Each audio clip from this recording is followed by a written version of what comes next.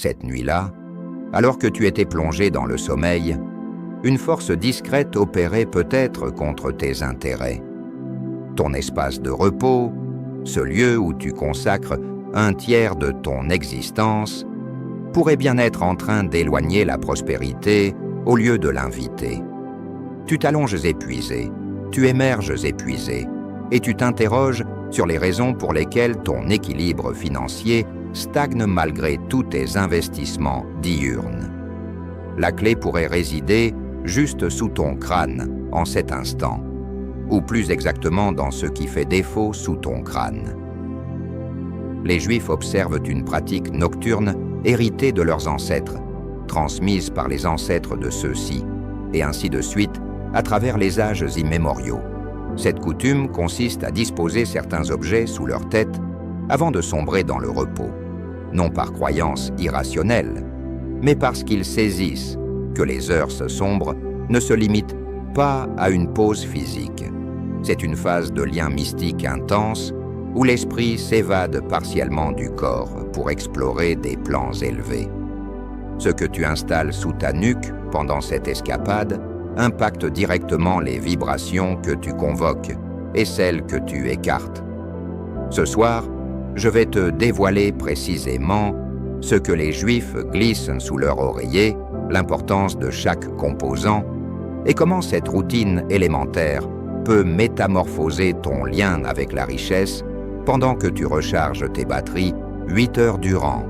8 heures que tu peux convertir en un puissant attracteur de fortune. Shalom, je suis le rabbin Joshua. Avant de poursuivre, permets-moi de te poser une requête simple. Tape dans les commentaires le terme « nuit ». Si tu désires explorer ce rituel caché et l'essayer dès maintenant, juste « nuit ». Je suis curieux de savoir combien parmi vous sont disposés à convertir leurs heures momentos sombres en outils pour capter l'opulence. Pour saisir cette pratique, il faut d'abord appréhender le rôle de l'obscurité dans l'héritage hébraïque. L'obscurité n'est pas une simple disparition du jour. C'est un état mystique distinct où les lois se modifient. Le jour, tu es dynamique. Ton intellect éveillé pilote tes mouvements. Tu évolues dans la sphère tangible. La nuit, ton intellect éveillé se met en veille et ton esprit, ce que l'on nomme la neshama, gagne en liberté pour s'unir aux réalités supérieures. La Kabbale révèle que durant le repos, l'esprit s'élève vers les royaumes célestes pour se régénérer, absorber des signaux, s'harmoniser avec l'origine divine. C'est la raison pour laquelle nous recevons parfois des visions prémonitoires, des inspirations matinales, des réponses qui surgissent après un cycle de repos. L'esprit aéré et il rapporte un trésor. Le Talmud affirme que le repos équivaut à un 60e de la finitude. Ce n'est pas une expression sinistre, c'est une analyse de la condition spirituelle pendant l'obscurité. Comme dans la finitude, l'esprit se sépare en partie du corps. Comme dans la finitude, il pénètre un autre domaine. Et comme pour tout périple, ce que tu emportes et ce qui t'encadre durant le périple détermine les destinations accessibles et les retours possibles.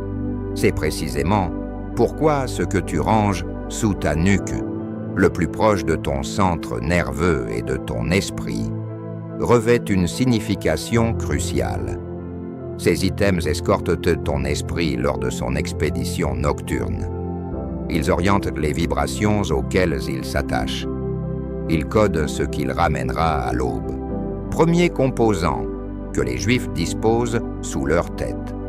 Un extrait saint ou des termes de grâce. Habituellement, c'est un modeste volume de psaumes ou un feuillet arborant le Shema Israël, la proclamation de foi centrale du judaïsme. Certains optent pour des passages ciblés sur la sauvegarde et l'opulence. L'objectif est de sommeiller au-dessus de formules vénérées. Pourquoi cela opère-t-il? La Kabbale indique que les formules sacrées ne sont pas de simples signes. Elles contiennent des flux divins. Les caractères hébreux, en particulier, sont vus comme les éléments de base de l'existence, les instruments employés par le Créateur pour modeler le cosmos.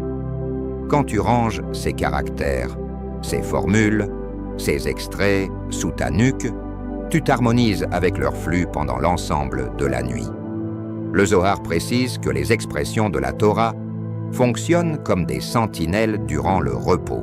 Elles veillent sur l'esprit pendant son périple et le guident vers des horizons spirituels propices. Un esprit qui errante avec des formules de grâce convoque les grâces. Un esprit qui errant sans bouclier risque de dévier vers des sphères moins bienveillantes. Tu n'es pas obligé d'être pratiquant pour adopter ce concept. Tu peux inscrire sur un feuillet des déclarations de prospérité, des objectifs affirmatifs, des expressions de reconnaissance.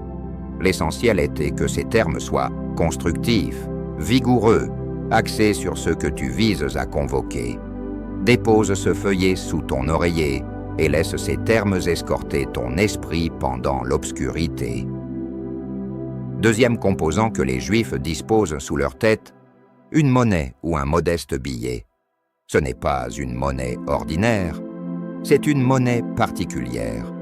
Souvent, la première acquise dans une nouvelle occupation, une monnaie offerte par un prédécesseur florissant ou une monnaie sanctifiée. Cette monnaie se transforme en ce qu'on appelle une pièce de ségoula, une pièce de sauvegarde et de convocation.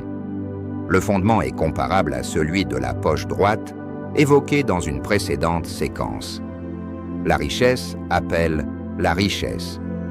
Une monnaie présente sous ta nuque affirme à l'univers que tu es déjà dans l'opulence, que tu détiens déjà, que tu es en phase avec la vibration de la richesse.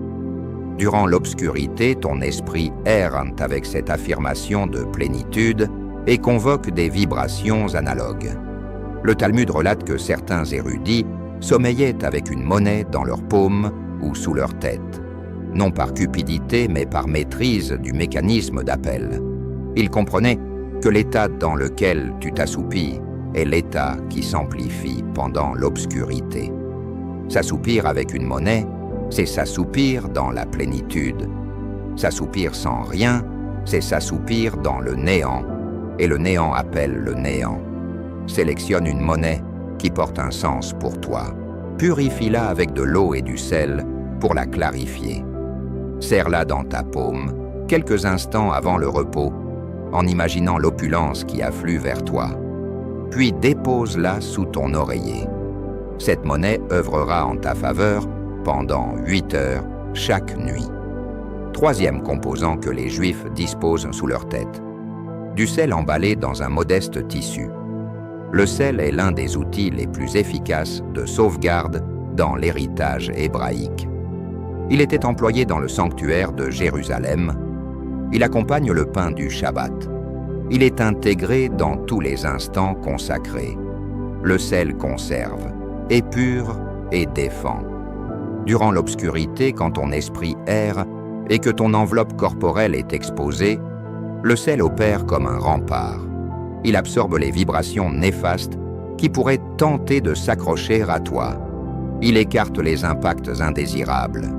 Il érige une muraille de défense autour de ton zone de repos. Le Zohar indique que certaines forces adverses sont attirées par les individus pendant leur repos, car c'est l'instant où les barrières sont les plus fragiles. Ces forces ne sont pas forcément des entités maléfiques au sens strict. Elles peuvent être des vibrations de convoitise projetées par autrui, des idées négatives flottant dans l'air, des restes affectifs de disputes fraîches. Le sel dissout ces vibrations et les bloque de t'atteindre. Prends une petite dose de sel, enveloppe-la dans un tissu immaculé blanc et dépose ce petit paquet sous ton oreiller. Renouvelle le sel une fois par semaine en dispersant l'ancien dans un courant d'eau pour qu'il entraîne avec lui toutes les vibrations adverses qu'il a capturées. Quatrième composant que les Juifs disposent sous leur tête, un modeste cahier ou un feuillet pour consigner les visions oniriques. Ce n'est pas strictement sous la tête, mais à proximité immédiate, à portée de bras. mais il intègre le cycle nocturne et son rôle est vital pour l'opulence. La Kabbale révèle que les visions oniriques sont des communications du domaine mystique. Pendant que ton esprit erre, il capte des données, des alertes, des orientations. Certaines de ces communications touchent directement tes ressources, tes chances, les choix que tu dois opérer. Mais si tu ne transcris pas ces visions aussitôt après l'éveil, elles s'évaporent en quelques instants, emportant leurs précieuses indications. Le Talmud mentionne que de nombreux érudits ont obtenu des résolutions à des énigmes complexes via leurs visions, des orientations commerciales, des sélections d'investissements, des mises en garde sur des associés douteux. Tout cela peut émerger pendant l'obscurité si tu es vigilant. Les Juifs ont appris à honorer leur vision comme une fontaine d'indications célestes. Dépose un petit cahier et un crayon sous ton oreiller ou sur ton chevet. À l'éveil, avant même d'ouvrir pleinement les paupières, consigne tout ce qui te revient de tes visions. Avec la pratique, tu affineras ta liaison avec tes visions et tu commenceras à capter des orientations de plus en plus précises sur ton équilibre financier. Cinquième composant, que certaines lignées hébraïques disposent sous leur tête, une clé. Pas une clé quelconque, une clé particulière qui représente l'ouverture des accès à l'opulence. Cette habitude est liée à la notion kabbalistique des accès célestes, qui s'activent ou se verrouillent selon notre état mystique. La Kabbale décrit le cosmos comme une chaîne d'accès entre les divers plans. Pour que les grâces descendent du plan mystique vers le plan tangible, certains accès doivent s'activer. Ces accès s'activent par nos gestes, nos réflexions, nos volontés. La clé sous la tête est un emblème concret de notre volonté d'activer ces accès. Le Zohar évoque que les accès à la sustenance, appelés Sha'arim, sont surveillés par des messagers qui observent si l'humain est disposé à accueillir. La clé emblématique exprime ta disposition à activer, ton appétit à recevoir, ta préparation à embrasser ce qui arrive. Sélectionne une clé antique, idéalement en métal, qui n'ouvre plus aucune serrure matérielle. Dédie-la intérieurement à l'activation des accès à l'opulence. Dépose-la sous ton oreiller avec la volonté nette qu'elle active pour toi les accès célestes de l'opulence pendant ton repos. À présent, je vais te livrer le cycle intégral du coucher que suivent les lignées hébraïques pour convertir leur obscurité en phase de convocation de l'opulence. Ce cycle dure moins de 5 minutes, mais son influence s'étend sur les heures de ton repos. Première phase, l'épuration. Avant de t'allonger, rince-toi les mains 3 fois en alternant, main droite puis gauche, comme les Juifs le font à l'éveil, mais aussi occasionnellement au coucher. Ce lavage emblématique élimine les vibrations de la journée et te dispose pour l'obscurité. Deuxième phase, l'assemblage des items. Rassemble les composants que tu vas ranger sous ta tête. Ton feuillet avec les termes de grâce ou tes volontés, ta monnaie d'opulence, ton paquet de sel, ta clé emblématique. Tiens-les quelques secondes dans tes paumes, en imaginant l'opulence qui converge vers toi. Troisième phase, l'affirmation. Avant de ranger les items sous l'oreiller, énonce une brève affirmation de volonté, quelque chose comme « Cette obscurité, mon esprit errante vers l'opulence. Ces items le dirigent et le préservent, et je m'éveille demain plus fortuné qu'hier. » Ces termes codent ton inconscient et guident l'expédition de ton esprit. Quatrième phase, le rangement. Range les items sous ton oreiller du côté droit de préférence, car le côté droit est le côté de la grâce dans la Kabbale. Si ton oreiller est étroit, tu peux les placer sous le matelas au niveau de ta tête. Cinquième phase, l'assoupissement intentionnel. En closant les paupières, imagine une lueur dorée qui t'enveloppe, qui imprègne ta chambre. qui escorte ton esprit vers les domaines de l'opulence. Sommeille avec cette vision de lueur et de fortune. Je dois à présent te parler de ce qu'il faut absolument éviter de ranger sous ta tête ou à proximité de ton lit, car certains éléments chassent l'opulence avec autant de certitude que d'autres l'appellent. Jamais de souliers sous le lit ou près de la tête. Les souliers te transportent les vibrations de tous les lieux foulés, des voies sales, des zones négatives, des énergies de multitudes d'inconnus. Cette contamination vibratoire n'a pas sa place près de ton centre nerveux pendant ton repos. Jamais de reflet face au lit. Le reflet renvoie les vibrations et peut générer une perturbation dans l'expédition de ton esprit pendant l'obscurité. Certains préceptes kabbalistes indiquent que les reflets peuvent se muer en passages par lesquels des vibrations indésirables s'introduisent pendant le repos. Jamais d'images de défunts dans la chambre. Ces images véhiculent une vibration de finitude et de transition qui n'harmonise pas avec le repos réparateur et la convocation de l'opulence. Jamais d'appareil numérique sous la tête ou trop proche du crâne. Les ondes électromagnétiques me troublent le repos et interfèrent avec les mécanismes mystiques de l'obscurité. Si possible, éteins ton appareil ou place-le éloigné du lit. Jamais de facture, de rappel de dette ou de papier financier négatif dans l'espace de repos. Ces documents émettent une vibration de pénurie et d'anxiété qui souille ton zone de repos et impacte tes visions et ton appel pendant l'obscurité. Récapitulons ce que les Juifs rangent sous leur tête chaque nuit et pourquoi cette pratique métamorphose leur lien avec la richesse. L'obscurité n'est pas seulement du repos, c'est une expédition mystique où ton esprit s'harmonise avec des plans élevés. Ce que tu ranges sous ta nuque escorte cette expédition et définit les vibrations que tu convoques.